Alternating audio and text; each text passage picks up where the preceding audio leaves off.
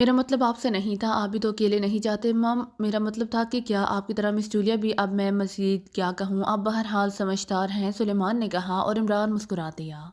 ठीक है, जूलिया तुम्हारे साथ जाएगी और तनवीर भी, इमरान ने कहा तो सुलेमान तनवीर का नाम सुनते ही चौंक पड़ा। सॉरी जनाब, ये मिशन मेरे मायार का नहीं है, आपकी पेशकश का शुक्रिया, सुलेमान ने जल्दी से कहा और तेज़ी से वापस किचन की तरफ मुड़ने ही लगा कि इमरान बोल पड़ा।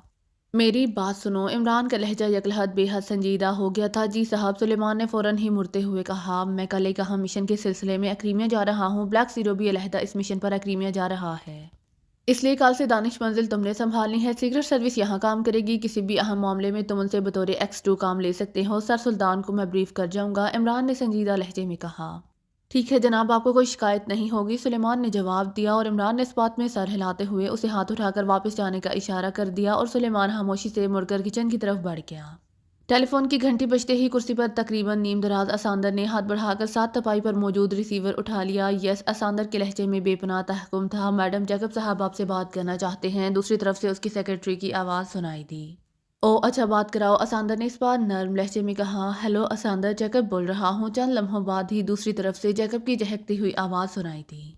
क्या बात है जैकब, आज लहजे में बहुत चहक मौजूद है, क्या तरक्की हो गई है? असांदर ने मुस्कुराते हुए बेतकल्लुफाना लहजे में कहा। तरक्की ही समझो, तुम्हें सेक्रेटरी डिफेंस की तरफ से अहकामात तो मिल ही गए होंगे। मैंने अपने चीफ से इसके लिए खसूसी पुरजोर सिफारिश की थी, जैकब ने हंसते हुए कहा। ओ, तुम्हारा मतलब कहीं इस पकीशिया सीक्रेट सर्विस वाले मिशन से तो नहीं? असांदर ने चौंक कर कहा। हाँ, क्यों, कहीं इनकार तो नहीं कर दिया तुमने? जैकब ने पूछा। इनकार? वो किस लिए? बल्कि मैं तो सोच रही थी कि सेक्रेटरी डिफेंस से मिलकर इससे एहतजाज करूं कि उसने अब बसांदर ग्रुप को इस काबिल समझ लिया है कि थर्ड क्लास ममालिक की सीक्रेट सर्विस के लिए काम करती फिरे। मगर तुम कह रहे हो कि तुमने खसूसी तौर पर इसकी सिफारिश कराई है, क्यों, क्या कोई खास वजह है? असांदर ने हैरत भरे लहजे में कहा। इसका मतलब है तुम्हें बाकीशिया सीक्रेट सर्विस के बारे में कुछ इल्म नहीं? मुझे ये सुनकर वाकई हैरत हो रही है। जैकब के लहजे में वाकई हैरत मौजूद थी। मैंने अक्सर नाम तो सुना हुआ है, किसी मसहरे का भी नाम लिया जाता है उसके साथ, लेकिन बहरहाल वो है तो एक पसमानदा मुल्क। लेकिन तुम्हारी सिफारिश और तुम्हारा लहजा बता रहा है कि कोई खास बात है। फिर आ जाओ यहाँ मेंशन में, इस मौजू पर खुलकर बात हो जाए, असांदर ने संजीदा लहजे में कहा। ठीक है, मैं आ रहा हूँ, दूसरी तरफ से कहा गया। और इसके साथ ही राब्ता ख़त्म हो गया और असांदर ने भी रिसीवर रख दिया। उस जैकब के बारे में किसी को कुछ कहने की ज़रूरत नहीं थी, क्योंकि सब उसके बारे में अच्छी तरह जानते थे। और फिर तकरीबन आधे घंटे बाद दरवाजे पर दस्तक हुई। यस कामिन, असांदर ने चौंक कर कहा। दूसरे लम्हे दरवाज़ा खुला और जैकब मुस्कुराता हुआ अंदर दाखिल हुआ। तो आज आराम करने का मूड है, इसीलिए दफ्तर नहीं गई। मैंने पहले दफ्तर फ़ोन किया था। जैकब ने अंदर दाखिल होते ही एक तरफ बने हुए शराब के बोतलों के रैक की तरफ बढ़ते हुए कहा। बस आज मूड नहीं बना दफ्तर जाने का, असांदर ने मुस्कुराते हुए कहा और सामने रखे हुए शराब के गिलास को उठाकर उसने इससे चुस्की ली और गिलास दोबारा मेज़ पर रख दिया। उसकी आदत थी कि वो अपनी मखसूस शराब से भरा हुआ गिलास सामने रख लेती थी और फिर जब मूड बनता तो वो उसमें से चुस्की ले लेती। तो तुम वाकई अली इमरान और पाकिस्तान सीक्रेट सर्विस के बारे में तफसील नहीं जानती, जैकब ने शराब की बोतल मेज़ पर रखकर खुद भी असांदर के सामने वाले सोफे पर बैठते हुए कहा। हाँ, याद आ गया, अली इमरान ही नाम था, मेरे शऊर में ना आ रहा था, लेकिन मैंने तो सुना है कि वो कोई मसहरा सा आदमी है। क्या वाकई वो कोई अहमियत रखता है या तुम मुझे चिढ़ाने के लिए ये बातें कर रहे हो? असांदर ने मुंह बनाते हुए कहा। मैं क्रीमियल सीक्रेट सर्विस के रिकॉर्ड रूम से इसकी फ़ाइल ले आया हूँ, इसे पढ़ लो, फिर तुम्हें खुद ही इसकी अहमियत का एहसास हो जाएगा, जैकब ने संजीदा लहजे में कहा और फिर कोट की अंदरूनी जेब से उसने एक मुड़ी हुई फ़ाइल निकाल कर असांदर की तरफ बढ़ा दी। फिर बोतल उठाकर मुंह से लगा ली। सांदर ने फाइल खोली जिसमें कंप्यूटर टाइप के कई बारीक सफ़हात मौजूद थे। वो पहले तो बेजारी के अंदाज में पढ़ती रही, लेकिन फिर आहिस्ता आहिस्ता उसके चेहरे पर हैरत के तासुरात नमूदार होने लगे और सामने बैठे हुए जैकब के चेहरे पर मुस्कुराहट रेंगने लगी। अगर ये फ़ाइल दुरुस्त है तो फिर ये इमरान किसी माफूकुल फितरत कुव्वत का हामिल है। सारी फाइल पढ़ने के बाद असांदर ने एक तवील सांस लेते हुए कहा। मफ़ूकुल फ़ितरत वाली तो कोई बात नहीं, इसमें जहाँ तक मैं समझा हूँ वो खुद बेवकूफ़ बनकर दूसरों को बेवकूफ़ बना देता है। मसलन बज़ाहिर वो अहमकाना हरकतें करता है, मसखरों जैसी बातें करता है, लेकिन उसकी हर हरकत और हर बात के पस मंज़र में मुखालिफ के लिए कोई ना कोई चाल मौजूद होती है और मुखालिफ उसकी अहमकाना हरकत और बेवकूफ़ाना बात पर हंसता रह जाता है। उसे वो जाल इस वक्त तक नज़र ही नहीं आता जब तक उसकी रस्सी खींच नहीं जाती, और जब जाल की रस्सी खींच ली जाए तो तुम हो जानती हो कि उसके बाद जाल में फंसा हुआ सिर्फ फड़फड़ा ही सकता है, रहा नहीं हो सकता, जैकब ने बड़े फलसफियाना लहजे में कहा।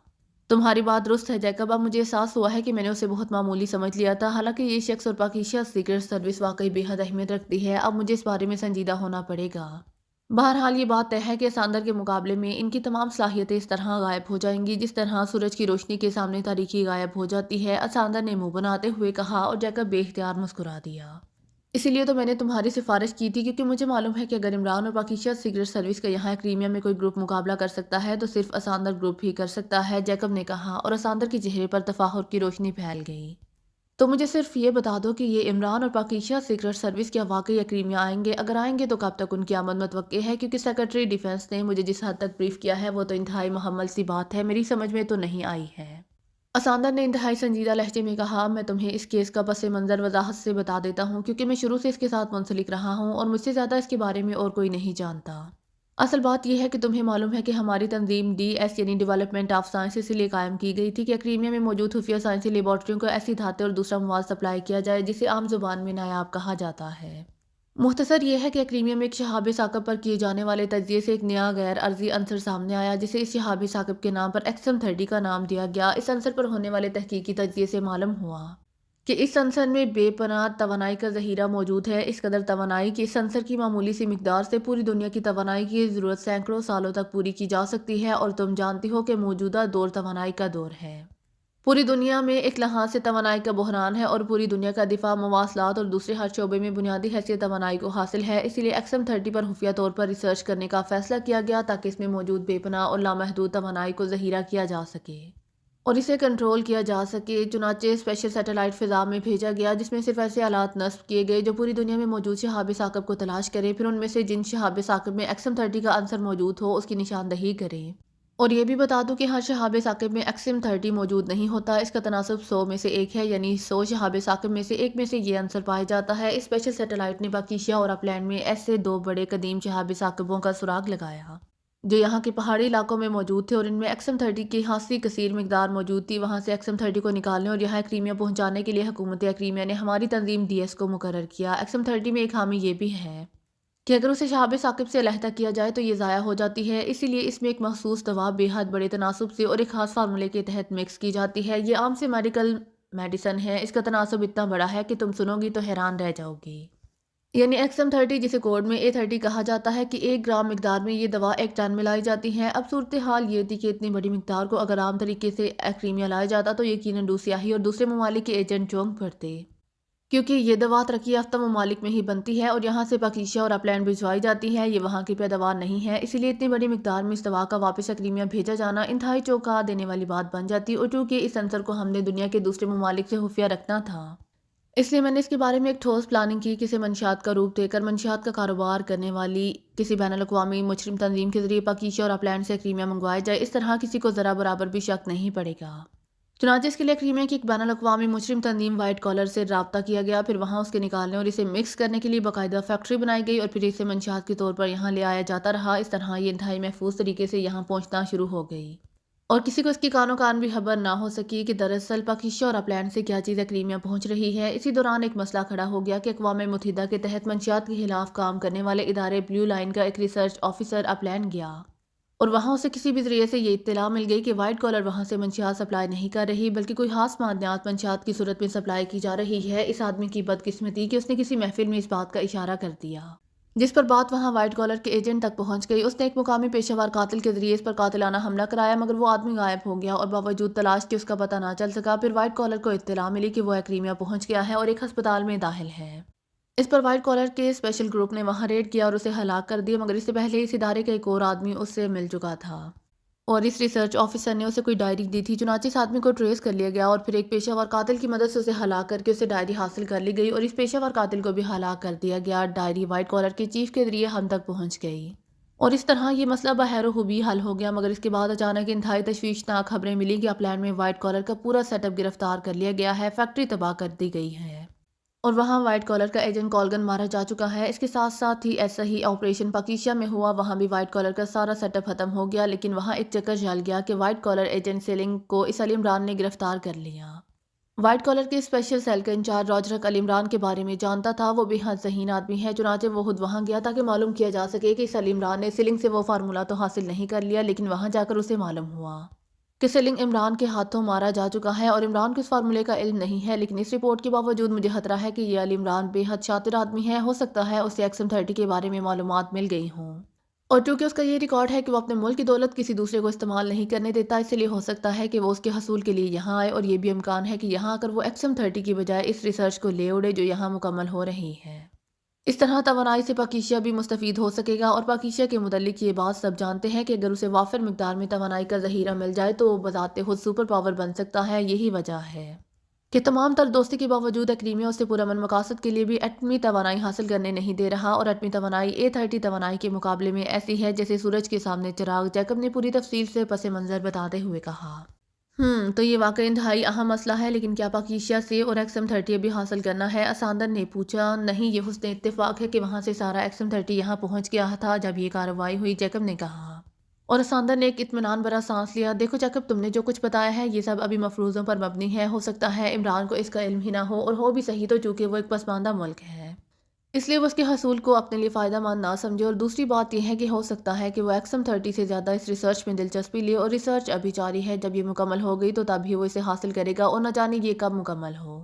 اس لیے اتنے طویل عرصے تک ایکڈیمیا جو انسانوں کا جنگل ہے وہاں اس کا پہرا نہیں بٹھایا جا سکتا۔ جب عمران اور اس کے ساتھی یہاں آئے تو ان کے خلاف کام کیا جائے۔ اساندر نے کہا۔ تو پھر اس سلسلے میں تمہارے ذہن میں کیا ہے؟ جیکب نے ہونٹ چباتے ہوئے کہا۔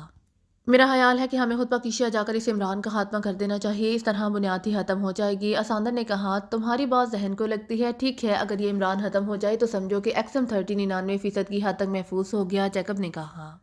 اس علی عمران کے بارے میں جو ذاتی تفصیلات ہیں، مطلب کہ اس کا حلیہ کا دکامت، اس کی رہائش کا، اس کا فون نمبر، اس کی ایجنسیاں وغیرہ، ان میں سے کچھ بھی اس فائل میں موجود نہیں ہے۔ اسی لیے اگر تم یہ قوائف مجھے پہنچا دو تو یقین رکھو کہ میں اکیلی پاکیزہ جا کر اس کا خاتمہ کر دوں گی، گروپ کو لے جانے کی ضرورت ہی نہیں ہے، اساندر نے انتہائی اطمینان بھرے لہجے میں کہا۔ اگر تمہاری جگہ اور کوئی یہ دعویٰ کرتا تو میں ضرور اس کا موسیقہ اڑاتا، کیونکہ اگر اس عمران کو قتل کرنا اتنا آسان ہوتا تو شاید یہ اب تک لاکھوں نہیں تو ہزاروں بار قتل ہو چکا ہوتا۔ لیکن تمہاری صلاحیتوں پر مجھے اعتماد ہے کہ تم اس کے مقابلے میں اگر زیادہ نہیں ہو تو بہرحال اس سے کم بھی نہیں ہو، اور دوسری بات یہ ہے کہ میں تمہارے ساتھ چلوں گا۔ میں سے پہلے کئی بار پاکیزہ جا چکا ہوں، اور اسی لیے میرے وہاں کی زیر زمین دنیا کے افراد سے بھی رابطے ہیں، اور میں وہاں تمہاری مدد بھی کر سکتا ہوں۔ باقی رہی اس کے بارے میں تفصیلات تو وہ میں آج ہی مہیا کر لوں گا، جیکب نے کہا۔ ٹھیک ہے، تمہارے ساتھ جانے پر مجھے کوئی اعتراض نہیں ہے، البتہ میں اپنے گروپ کے ایک چھوٹے سے سیکشن کو آج ہی وہاں روانہ کر دیتی ہوں تاکہ وہ وہاں کوٹھی، کاریں، اسلحہ اور دوسرے سامان کا ہمارے جانے تک بندوبست کر دے۔ لیکن ایک بات میں پہلے ہی واضح کر دوں کہ تم نے میری پلاننگ پر عمل کرنا ہے، اساندر نے مسکراتے ہوئے کہا۔ بالکل، میں تو تمہارا ماتحت ہوں گا، انتہائی مؤدب اور تابعدار ماتحت، جیکب نے کہا، اور اساندر بے اختیار کھلکھلا کر ہنس پڑی۔ اوکے، تم تفصیلات حاصل کرو، میں اپنے طور پر انتظامات کرتی ہوں، پرسوں ہم یہاں سے روانہ ہو جائیں گے، اساندر نے کہا۔ اور جیکب سر ہلاتا ہوا اٹھا اور تیزی سے مڑ کر بیرونی دروازے کی طرف بڑھ گیا۔ بلیک سیرو نے کار پارکنگ ایریا میں واقع محل نما عمارت اساندر مینشن کے سامنے روکی، اور پھر دروازہ کھول کر وہ نیچے اتر آیا۔ اس وقت وہ ایکریمی میک اپ میں ہی تھا، اس سے ایکریمیا پہنچے ہوئے ابھی صرف چند ہی گھنٹے گزرے تھے۔ اس نے یہاں آتے ہی سب سے پہلے ایک اسٹیٹ ایجنٹ کے ذریعے ایک کوٹھی اور کار کا بندوبست کیا، پھر بازار سے اپنی چوائس کا ضروری اسلحہ اور میک اپ کا سامان، لباس وغیرہ خرید کر اس نے مقامی میک اپ کیا، لباس پہنا اور اسلحہ جیب میں ڈال کر اس نے کار لی اور سیدھا اساندر مینشن کی طرف چل پڑا۔ اس نے یہاں فوری طور پر ڈائریکٹ ایکشن کرنے کا فیصلہ کیا تھا۔ اسے دراصل جیکب کی تلاش تھی، کیونکہ عمران نے جس معلومات حاصل کرنے والی ایجنسی سے اس کے سامنے معلومات حاصل کی تھی اس کے مطابق اصل آدمی جیکب تھا، جو DS کا اہم آدمی تھا۔ DS چونکہ ایک خفیہ تنظیم تھی، اسی لیے ظاہر ہے اس کے چیف اور اس کا دفتر ٹریس کرنے میں کافی وقت لگ جاتا، اسی لیے اس نے جیکب کی تلاش اساندر کے ذریعے شروع کرنے کا پروگرام بنایا تھا، اور چونکہ یہ پروگرام وہ پاکیزہ سے بنا کر ہی روانہ ہوا تھا، اس لیے اس پروگرام میں کام آنے والے کاغذات اس نے پہلے ہی تیار کر رکھے تھے۔ اس وقت اس کا نام فریڈرک تھا، اور وہ بدنام زمانہ تنظیم ڈرگ ماسٹرز کا اہم آدمی بنا ہوا تھا۔ ڈرگ ماسٹرز مافیا کی طرز کی تنظیم تھی، جس کی ان دنوں ایکریمیا میں شہرت مافیا سے بھی زیادہ تھی، اور کہا جاتا تھا کہ ڈرگ ماسٹرز پوری دنیا میں ہونے والے بڑے بڑے جرائم کی پشت پر ہوتی ہے۔ ڈرگ ماسٹر کا خصوصی کارڈ اور اس بارے میں باقی تفصیلات اس نے پہلے ہی حاصل کر لی تھی، اسی لیے اسے یقین تھا کہ اساندر اس سے ملنے میں ذرا بھی نہیں ہچکچائے گی۔ اساندر کارپوریشن کے دفتر میں فون کرنے پر اسے بتایا گیا تھا کہ مادام آج دفتر تشریف نہیں لے کر آئیں گی اور اپنی رہائش گاہ پر ہی ہیں، چنانچہ وہ سیدھا اساندر مینشن پہنچا تھا۔ پھاٹک کے سامنے 2 مسلح آدمی موجود تھے، جن کی تیز نظریں بلیک سیرو پر جمی ہوئی تھیں۔ مادام سے کہو کہ ڈرگ ماسٹر کا فریڈرک آیا ہے، بلیک سیرو نے ان دونوں مسلح دربان کے قریب پہنچتے ہی انتہائی تحکمانہ لہجے میں کہا۔ ڈرگ ماسٹرز دونوں دربان ڈرگ ماسٹرز کا نام سن کر بری طرح چونک پڑے۔ ہاں ڈرگ ماسٹرز، میرا خیال ہے اب مجھے مزید نہیں دہرانا پڑے گا، بلیک سیرو نے انتہائی سخت لہجے میں کہا، اور ایک مسلح آدمی سر ہلاتا ہوا تیزی سے مڑا اور پھاٹک کی سائیڈ میں بنے ہوئے کیبن کی طرف بڑھ گیا۔ چند لمحوں بعد وہ باہر آیا۔ تشریف لائیے جناب، میڈم آپ سے براہ راست فون پر بات کیجیے گا، اس مسلح دربان نے باہر آ کر کہا، اور بلیک سیرو سر ہلاتا ہوا آگے بڑھا اور کیبن میں داخل ہو گیا۔ یہاں میز پر صرف ایک ہی فون موجود تھا، جس کا ریسیور الگ رکھا ہوا تھا۔ हेलो फ्रेडरिक बोल रहा हूँ, area chief of drug masters black zero ने हाल ही सक्रीमी लहजे में बात करते हुए कहा। असानर बोल रही हूँ, आप किस लिए मुझसे मिलना चाहते हैं और अचानक क्यों? दूसरी तरफ से एक निस्वानी आवाज़ सुनाई दी। लहजा बेहद सख्त और तहफ़ुमाना था। ड्रग मास्टर के सेकंड चीफ वॉलनट का एक अहम खुफिया पैगाम आप तक पहुंचाना है। ब्लैक जीरो ने जवाब दिया। क्या पैगाम है? वॉलनट मुझे फ़ोन ना कर सकता था। असानर ने तेज लहजे में कहा। ये पैगाम ऐसा है जो फ़ोन पर नहीं दिया जा सकता मैडम, ब्लैक जीरो ने जवाब देते हुए कहा। ओके, कागजात दरमान के हवाले कर दो और इंतज़ार करो, दूसरी तरफ से कहा गया और इसके साथ ही राब्ता ख़त्म हो गया। कागजात मुझे दीजिए। पास खड़े दरबान ने, जो लाउडर की वजह से सारी गुफ्तगू सुन रहा था, मोदबाना लहजे में कहा और ब्लैक जीरो ने कोट की जेब से एक लिफाफा निकालकर दरबान के हवाले किया और वो कैबिन से निकलकर अपनी कार की तरफ बढ़ गया और कार में आकर बैठ गया। फिर तकरीबन आधे घंटे के इंतजार के बाद वो दरबान दोबारा कैबिन से बाहर निकला तो उसके साथ एक खूबरू एक्रीमी नौजवान भी था। उसके हाथ में वही लिफाफा था जो ब्लैक जीरो ने दरबान को दिया था। वो तेज तेज कदम उठाता कार की तरफ आ गया। मादाम ने आपसे मुलाकात की मंजूरी दे दी है जनाब, मैं आपको लेने आया हूँ क्योंकि अंदर ऐसे इंतजामात हैं कि आप बगैर मेरी मौजूदगी के एक कदम भी आगे नहीं बढ़ सकते। लेकिन इससे पहले मैं अर्ज़ कर दूँ कि अगर आपके पास असलहा तो बराए करम दरबान को दे दें, क्योंकि असलहे की मौजूदगी में आपकी कार फाटक को भी क्रॉस ना कर सकेगी। वापसी पर असलहा आपको दे दिया जाएगा। इस नौजवान ने कार के करीब आकर जल्दी जल्दी बोलते हुए कहा। तुम्हारा नाम? ब्लैक जीरो ने उसके हाथ से लिफाफा वापस लेते हुए कहा। मेरा नाम टोनी है और मैं मादाम का फोर्स सेक्रेटरी हूँ, नौजवान ने जवाब दिया। ओके, कार में बैठो, ब्लैक जीरो ने सर हिलाते हुए कहा और जेब से एक मशीन पिस्टल निकालकर उसने बाहर मौजूद दरबान की तरफ बढ़ा दिया। और असलहा तो नहीं है? टोनी ने पूछा। मिस्टर टोनी, मैं कोई गिरा पड़ा आदमी नहीं हूँ, ड्रग मास्टर्स का एरिया चीफ हो समझे, इसीलिए आइंदा मेरे सामने ऐसी बात दोबारा ना करना वरना तुम दूसरा सांस भी ना ले सकोगे, ब्लैक जीरो ने गुर्राते हुए कहा। सॉरी सर, मेरा ये मकसद नहीं था, मैं तो आपके फ़ायदे के लिए कह रहा था, टोनी ने कदरे मरूबाना लहजे में कहा और इसके साथ ही उसने दोनों को दरबानों को फाटक खोलने का इशारा कर दिया। दरबान ने कैबिन में जाकर शायद कोई बटन दबाया तो बड़ा सा जहाज़ी साइज़ का फाटक बगैर कोई आवाज़ निकाले खुद ब खुद खुलता चला गया। ब्लैक जीरो ने कार आगे बढ़ाई और फिर एक वसी और रीज लॉन क्रॉस करके असल इमारत की तरफ बने हुए बड़े से पोर्च में ले जाकर रोक दी। तशरीफ लाइए जनाब, टोनी ने कार का दरवाज़ा खोलकर नीचे उतरते हुए कहा और ब्लैक जीरो सर हिलाता हुआ दूसरी तरफ से नीचे उतर आया और फिर टोनी की रहनुमाई में वो मुख्तलिफ राहदारियों से गुजरता हुआ एक बंद दरवाजे पर पहुंच गया जिस पर सुर्ख रंग का बल्ब जल रहा था। टोनी ने दरवाजे पर आहिस्ता से दस्तक दी। कौन है? दरवाजे के ऊपर लगी हुई जाली में से असानर की आवाज़ सुनाई दी। मादाम मेहमान तशरीफ लाए हैं, टोनी ने इंतहाई मोदबाना लहजे में जवाब देते हुए कहा। ओके, इन्हें अंदर भेज दो और तुम वापस चले जाओ, असानर ने कहा और इसके साथ ही दरवाज़ा खुद ब खुद खुलता चला गया। तशरीफ ले जाइए जनाब, टोनी ने एक तरफ हटते हुए मोदबाना लहजे में कहा और ब्लैक जीरो ने कदम अंदर बढ़ाया। कमरा खासा बड़ा था, इसमें इंतहाई कीमती फर्नीचर मौजूद था लेकिन कमरा खाली था। तशरीफ रखिए मिस्टर फ्रेडरिक, कमरे की छत से असानर की आवाज़ सुनाई दी। क्या आपसे इसी तरह मुलाकात होगी? ब्लैक जीरो ने मुंह बनाते हुए कहा। आप तशरीफ रखिए, मैं चंद मिनट बाद आ रही हूँ, असानर की दोस्ताना आवाज़ सुनाई दी और ब्लैक जीरो एक कुर्सी पर बैठ गया। मगर कुर्सी पर बैठते ही अचानक छत पर से सुर्ख रंग की तेज रोशनी निकली और ब्लैक जीरो को यूं महसूस हुआ जैसे वो इस तेज रोशनी में नहासा गया हो। उसने उछलकर खड़ा होना चाहा मगर दूसरे लम्हे उसे यूं महसूस हुआ जैसे उसके जहन पर किसी ने स्याह चादर डाल दी हो। फिर ये स्याह चादर जिस तेज़ी से उसकी जहन पर पड़ी थी उसी तेज़ी से गायब हो गई और ब्लैक जीरो ने तेज़ी से उठना चाहा मगर दूसरे लम्हे उसके जहन में धमाका सा हुआ क्योंकि अब उसे एहसास हो रहा था कि ये वो कमरा ही नहीं था जिसमें वो बैठा था बल्कि ये कोई दूसरा कमरा था जिसमें हर तरफ तशद्दुद के इंतहाई जदीद आलात मौजूद थे और ब्लैक जीरो एक फौलादी प्लेटफार्म के ऊपर मौजूद कुर्सी पर बैठा हुआ था। ये कुर्सी मुकम्मल तौर पर लोहे की थी और उसके चारों पाए इस प्लेटफार्म में नस्ब थे। ब्लैक जीरो के जिस्म के गिर्द फौलादी रॉड्स मौजूद थे और ये इस कदर तंग थे कि ब्लैक जीरो के लिए मामूली सी हरकत करना भी मुश्किल हो रहा था। कमरे में कोई आदमी मौजूद नहीं था और सामने एक फौलादी दरवाज़ा था जो बंद था। ब्लैक जीरो ने बेइख्तियार होंठ पेश लिए क्योंकि इस तरह बेहोश करने का मतलब था कि सांदर उसकी तरफ से मशकूक हो चुकी है और हो सकता है उसने इसको बेहोश करने के बाद ड्रग मास्टर से उसके बारे में तस्दीक भी की हो। बहरहाल इस तरह उसकी सारी मनसूबाबंदी उसी पर ही उलट गई थी। वो तो सांदर को काबू करने इस चेकअप से पता मालूम करना चाहता था मगर वो खुद उनके शिकंजे में आ गया था। उसने गर्दन घुमाकर कुर्सी की पोजीशन को अच्छी तरह चेक करना शुरू कर दिया ताकि उसे रहाई की कोई सूरत निकल सके लेकिन कोई ऐसा पॉइंट उसके जहन में नहीं आ रहा था। अभी वो इसी अधेड़ बुन में ही मसरूफ था कि सामने वाला फौलादी दरवाज़ा एक धमाके से खुला और ब्लैक जीरो ने चौंक कर देखा तो दरवाजे से एक इंतहाई खूबसूरत और नौजवान लड़की एक्रीमियन अंदर दाखिल हो रही थी जिसके जिस्म पर चार रंग का चुस्त लिबास था। उसके पीछे एक एक्रीमियन नौजवान था जिसकी फराख पेशानी और आंखों में चमक उसकी जहानत को जाहिर कर रही थी। उसके जिस्म पर ब्राउन रंग का सूट था। ये है तुम्हारा अली इमरान जिसकी तुम तारीफें कर रहे थे, इस लड़की ने इस नौजवान से मुखातिब होकर कहा और उसकी आवाज़ सुनकर ही ब्लैक जीरो को मालूम हो गया कि ये असानर है तो ये एशियाई का दुकामत और जसामत भी इमरान जैसे है लेकिन इसके चेहरे पर वो बात नहीं है जो इमरान के लिए मखसूस है। फिर इसके चेहरे के हदोहाल भी इस लिहाज से मुख्तलिफ है। इस नौजवान ने गौर से ब्लैक जीरो को देखते हुए कहा। इसकी बात सुनते ही ब्लैक जीरो समझ गया कि ना सिर्फ इसका स्पेशल मेकअप साफ कर दिया गया है बल्कि ये लोग इमरान से भी वाकिफ़ हैं। तुम्हारी बात दुरुस्त है जैकब, लेकिन बहरहाल ये एशियाई है, अगर ये इमरान नहीं है तो फिर लाजमन उसका कोई साथी होगा, असानर ने कहा। اور بلیک زیرو جیکب کا نام سن کر چونک پڑا۔ اب وہ غور سے اس نوجوان کو دیکھ رہا تھا۔ وہ اس کی تلاش میں اساندر کے پاس آیا تھا اور اساندر نے شاید اسے خود ہی یہاں بلوا لیا تھا۔ تمہارا نام کیا ہے مسٹر جیکب نے اس بار براہ راست بلیک زیرو سے مخاطب ہو کر کہا۔ فریڈرک بلیک زیرو نے جان بوجھ کر جواب دیا تاکہ وہ لوگ خود ہی سارے حالات اسے بتا سکیں، اور اس کا نام بتاتے ہی کمرہ اساندر کے انتہائی مترنم قہقہے سے گونج اٹھا۔ دیکھا تم نے جیکب کس قدر خوبصورت مذاق کیا ہے، اس نے یہ یقیناً عمران ہی ہے، اساندر نے ہنستے ہوئے کہا۔ نہیں اساندر، یہ عمران نہیں ہے۔ دیکھو مسٹر، تمہارے چہرے پر موجود میک اپ ختم ہو چکا ہے، اور ڈرگ ماسٹر سے بھی اس بات کی تصدیق کر لی گئی ہے کہ ان کے کسی ایریا چیف کا نام فریڈرک نہیں ہے، اور نہ ہی انہوں نے اپنے کسی آدمی کو مادام اساندر کے پاس بھیجا ہے۔ تم نے جو کاغذات تیار کرائے ہیں وہ بھی جعلی ثابت ہو چکے ہیں۔ اگر تم عمران کے ساتھی ہو تو ہمیں کھل کر بتاؤ، کیونکہ اس طرح تم خصوصی منات کے حقدار بن جاؤ گے، ورنہ جس کرسی پر تم بیٹھے ہو یہ تمہارے لیے موت کی کرسی بھی بن سکتی ہے، جیکب نے اس بار انتہائی سنجیدہ لہجے میں کہا۔ کیا تم وہی جیکب ہو جس کا تعلق ڈی ایس سے ہے؟ بلیک زیرو نے جواب دینے کی بجائے الٹا سوال کر دیا، اور ڈی ایس کا نام سنتے ہی جیکب بے اختیار اچھل پڑا۔ اس کے چہرے پر شدید ترین حیرت کے تاثرات ابھر آئے۔ اساندر کے چہرے پر بھی حیرت کے تاثرات موجود تھے۔ تم مجھے اور ڈی ایس کو کیسے جانتے ہو؟ جیکب نے انتہائی حیرت بھرے لہجے میں کہا۔